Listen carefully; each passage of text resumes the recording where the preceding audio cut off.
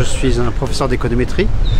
J'ai fait la première partie de ma carrière jusqu'en 2000 en France, dont je suis originaire. Et avant de parler de la conférence, ce que j'aimerais dire aussi, c'est que j'ai une connaissance personnelle de l'ANSEA parce que je suis venu 2 fois dans la deuxième partie des années 80 pour regarder comment démarrer la formation de statisticien économiste et faire un rapport à la Communauté européenne sur ce démarrage.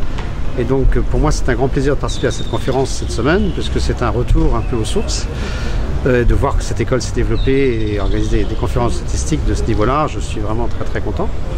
Et donc j'ai donné ce matin une lecture invitée d'économétrie.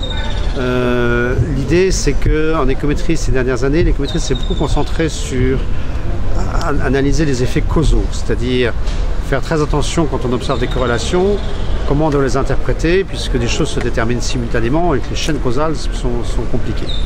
Donc j'ai voulu voir comment on pouvait analyser les effets causaux d'une intervention quantitative sur une variable qualitative, comme un événement qui se produira ou ne se produira pas.